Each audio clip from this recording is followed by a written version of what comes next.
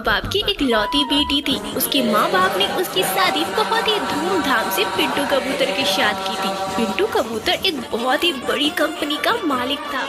टुनटुनी अपने पति पिंटू कबूतर और अपनी सास बबली के साथ ससुराल में बहुत खुश थी। कुछ दिनों बाद ही टुनटुनी ने घोंसले में 2 अंडे दिए और कालांतर में उन 2 अंडों से 2 छोटे छोटे बच्चे निकले, जिन्हें देखकर उनकी खुशी का ठिकाना न रहा। अरे बेटी टुनटुनी, तूने तो मुझे धन्य ही कर दिया, धन्य। पिंटू बेटा, तू बाप बन गया, बाप, और मैं दादी। हाँ माँ, तूने सच बोला। आज मैं बहुत खुश हूँ। सब कुछ अच्छा भला चल रहा था कि अचानक से कुछ दिनों बाद ही टुनटुनी को खबर मिलती है कि पिंटू की एक दुर्घटना में मौत हो चुकी है।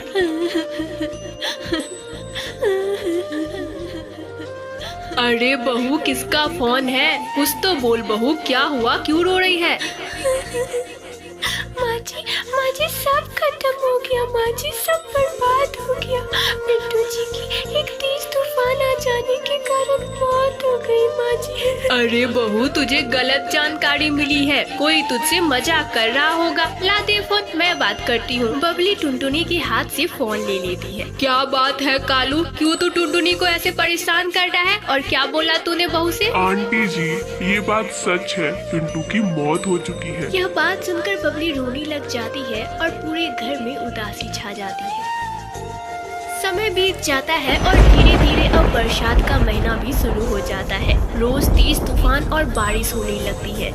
एक रात टुनटुनी अपनी माँ जी से बोलती है, माँ जी कितने दिनों से लगातार बारिश हो रही है और हमारा यह घर कितना पुराना और कमजोर है। मुझे डर है माँ जी, कहीं यह टूटकर गिर न जाए। हाँ टुनटुनी बहू, तूने बिल्कुल सही बोला। कल ही मैं कालू से बात करके इसकी मरम्मती करवा लेती हूँ। ठीक है माँ जी, बहुत रात हो गई है, अब मैं खाना लगा देती हूँ। बच्चों आओ खाना खा लो। सभी खाना खाते हैं और अपने अपने घोंसले में सो जाते हैं, पर टुनटुनी की आंखों में नींद न थी। पिंटू जी, आपने तो बोला था कि आप हमें छोड़कर कभी नहीं जाओगे। पिंटू जी, देखिए ना हमारी हालत कैसी हो गई है, आप आ जाओ ना पिंटू जी। टुनटुनी अपने पति पिंटू के ख्यालों में खोई हुई थी कि तभी अचानक से उसे कुछ टूटने की आवाज आती है। वह जल्दी से अपनी सास बबली के पास जाती है और उसे उठाते हुए बोलती है, माँ जी जल्दी उठिए, यह घर टूटने वाला है, माँ जी जल्दी उठिए। हाँ टुनटुनी बहू, जल्दी भाग, भाग जल्दी घर से, यह घर गिरने वाला है। भाग जल्दी, बच्चों को ले और भाग जा। बच्चे तो अभी बहुत छोटे हैं बहू, यह कैसे बारिश का सामना कर पाएंगे? माँ जी मैं हूँ ना, आप बच्चों की चिंता मत करिए, आप जल्दी घर से बाहर निकलिए। घर से बाहर निकलती है कि तभी अचानक से घर धड़ाम से नीचे गिर जाता है और पूरी तरह टूट जाता है। टुनटुनी बहू,